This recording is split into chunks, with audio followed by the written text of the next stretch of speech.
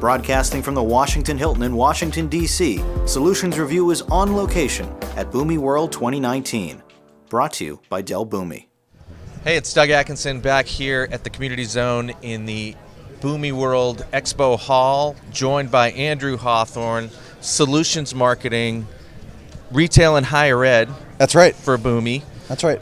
And you have a few customer stories which are always interesting to us because in the end our audience is very much prospects and customers looking for the best data integration solutions. So tell me a little bit about your background and the perspectives you're bringing to the table with regard to... Would love to. So I bring about 25 years of experience in high technology marketing, and I got to tell you, I've worked with a number of companies across my career. I've worked at VMware and Oracle and PeopleSoft and BEA. I've never been so excited as I am right now about what our customers are doing with Boomi's product and technologies. And so I wanted to spend a little bit of time kind of just talking through what some of those examples look like in retail and higher ed. If that works for you, I can. No, that would be great. Yeah. So you know the way we like to help folks is really to think through kind of some interesting implementations, but also some of the pitfalls they might want to think about avoiding, some of the things that they should be thinking about as they're making those decisions, because ultimately guidance, I think, is our best role. Sure, and we've got a lot of different sessions that have been focused on best practices at Boomi World. And one of the things that we attempt to do in the solutions team is define those best practices and create templates and reference architectures and process diagrams that can help other customers to achieve better business outcomes, to accelerate their business outcomes. Well, and you know, the story we keep getting across the board is how much Boomi is extending now into, you know, this full platform. Yes. Solution. So spin us through a little bit Sure. of an example. Sure. So let me describe a couple of examples in both retail and in higher ed. Perfect. And so in retail, the best example, there's a bunch of them that I can pick from, but the best examples are really customers who are trying to go from a purely physical experience, you know, somebody walking into a store, and blending that with the digital experience of purchasing online. That increasingly customers like, say, Lucky Brand really need to see their business in a much different way than they saw previously. They've got to be able to do things like, you know, enable somebody to do online research before they step into the store, or take advantage of social promotions, you know, through social media as they're in the store, or be able to do things like click and collect. So, you know, be able to purchase an online, an online good and walk into the store and be able to collect it in the store itself. And then the reverse is also true. So being able to take something that you've purchased online and received in your home and say, you know, it doesn't fit or it's the wrong color, and return it back to the store.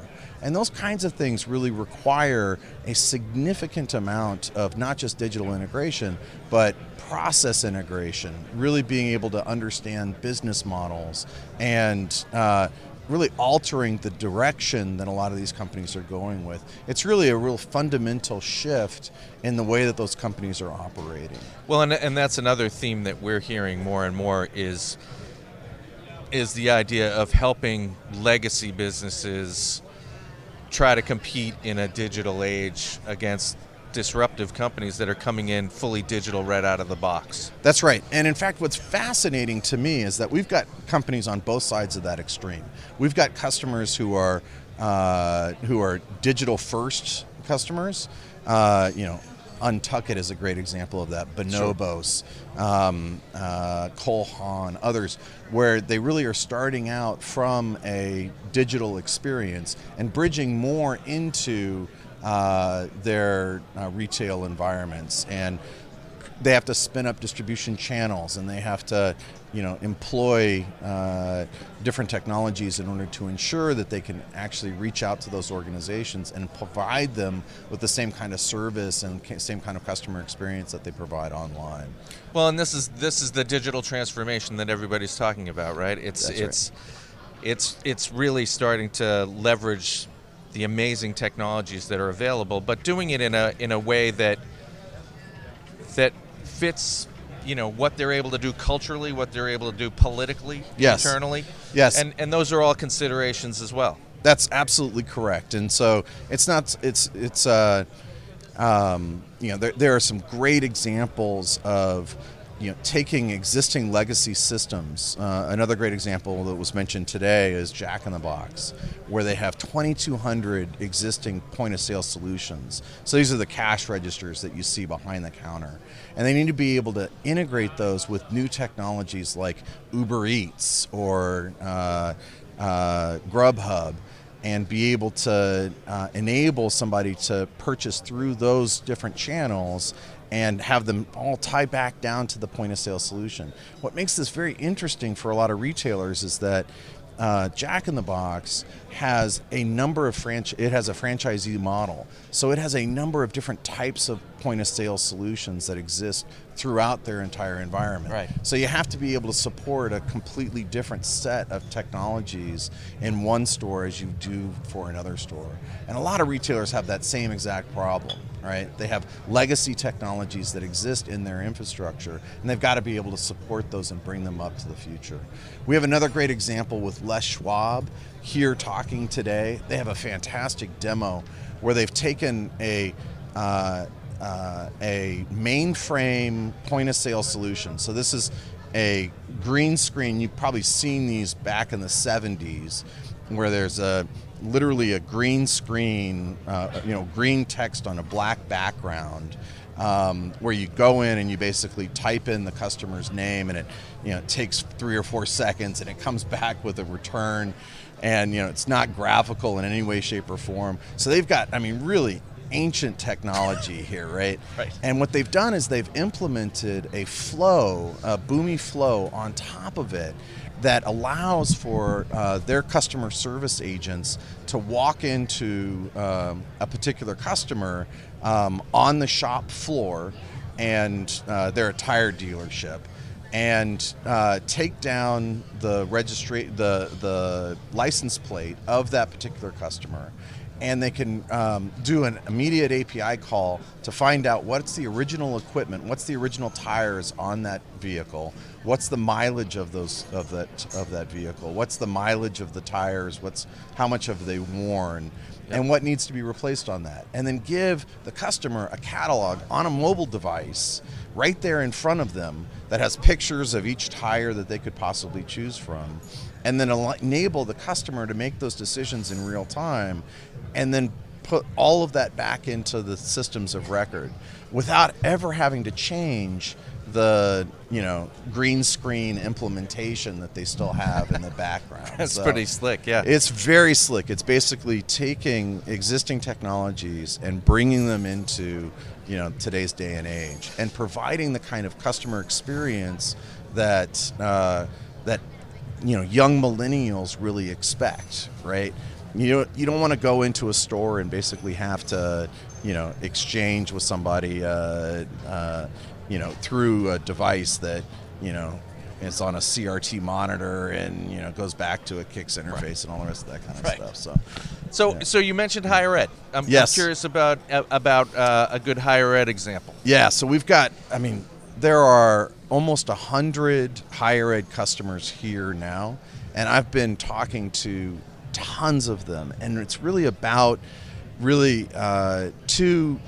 addressing two sets of needs. The first set of needs is around the student experience. So similar kind of demand from students as customers, millennial customers in particular, are expecting in terms of what they expect in the retail environment. They expect that similar kind of experience in higher ed as well. Sure. So they want to be able to, a great example that I use is a friend of mine's son is in college, and he says they use no device. They use no. They don't use a phone interface. They don't. They use everything is through either text. They may go to a website if you encourage them to, but they're not. You think Facebook is the way that they interact. They don't. Yep. It's really Snapchat or there are many other mechanisms that they use, but they're not going to be picking up the phone and calling a professor or walking into a professor's office. They really need a much better mechanism to exchange, to have interactions with the student systems. And so you really need to create a digital experience from registrant all the way through to past alumni, and create that student 360 perspective so that you can do things like know what your matriculation rates are. Data is the new oil. That's true with retailers as well as with higher eds. Higher eds need to understand what's happening with those students, what their rates of graduation are, what classes that are going to be more successful than others, which rooms are going to need to be allocated with what space considerations, all the way through to finding out what the fundraising potential is for those particular students and really mining that data for other future activities. So I'm curious, one of the things we've asked everybody who's come and visited us is some lessons learned. So yes, as you were to provide guidance to folks, what would you suggest folks be on the lookout for in order to avoid like a Yes. pitfall Yes. as they think about an implementation? Yeah. What are some of the missteps that they can think through? Sure, and it's not really what I think; it's what our customers think. Yeah, no, And- exactly, and that's a and good let me experience. relate a couple of examples because we've got some just great customer sessions that have been going on here, and so let me relate what those guys are saying about what they think the best practices are. Sure. And in high ed, this is a great example because some 70% of our high ed customers have purchased within the last within the last 6 months. And so those customers are new to Boomi, and we've had a couple of them come and speak about what their experience has been like onboarding with Boomi and really experiencing Boomi for the first time, and what are the lessons that they have to learn and to convey to other people who are purchasing the product for the first time. And what they're saying is, first and foremost, start small. Think big, think about the student 360, but start relatively small. So start with winnable projects that can really ensure that you're going to be successful in a short period of time. Second And thing this is the whole speed to value, time to value. Yes. that folks are talking about. Yes. The idea of not being too overly ambitious and getting tangled up in things that you didn't realize were going to. Yeah, I mean, there's a lot of there are several times many hurdles that you need to do to accomplish inside of an organization, whether that organization be University of Massachusetts or St. Edward's University, a smaller organization. Yep. There are IT departments that say, hey, these are the security protocols that you have to meet in order to be able to, attach something or be able to accomplish a particular objective. And so oftentimes you're going to have to go through a lot of those hoops, and it's better if you start small and, something that's easily accomplishable. Something as simple as, we have an FTP to our NetSuite implementation or to our Workday implementation, or even something as simple as our Active Directory integration to Workday, and making it so that our employees in Workday show up in Active Directory and our Active Directory instances show up in Workday. And so those are the kind of simple, easy things. And this would be the second point that I would make is, what I've heard frequently is leverage the community. We have this great Boomiverse, which has a ton of best practices in it. It has a ton of, workarounds and, what do you do in certain circumstances and what should you do in other circumstances, and just a ton of great advice, especially for high eds They share information. They share best practices. There's none of this, it's proprietary, it's mine. They're freely sharing what it is that they like. And so participate in the community. And then the third thing that I would really suggest is leverage our partner solutions. So our partners are fantastic resources for helping, and that doesn't just extend to the large partners like NetSuite. It extends to some of our SI partners like Slalom, who really have deep expertise in solving some of these retail and higher ed solution problems. Yeah, no, we heard from leading hotels of the world about how they leverage Slalom's great as a partner to really help them think through their implementation, and then they're here telling that story as well. Yeah, and another great retail example as well. Yeah. I mean, essentially, leading hotels of the world is a retail example. Yeah. So, Oh, sure. Yeah. Really thank you very much for swinging by. We I appreciate really appreciate the time. It's been a great show so far, and we're Excellent. looking forward to some more insights. So we appreciate all that you offered. Excellent. Well, I appreciate the opportunity. It's been really a pleasure. Excellent. Thanks. Excellent. Thank you.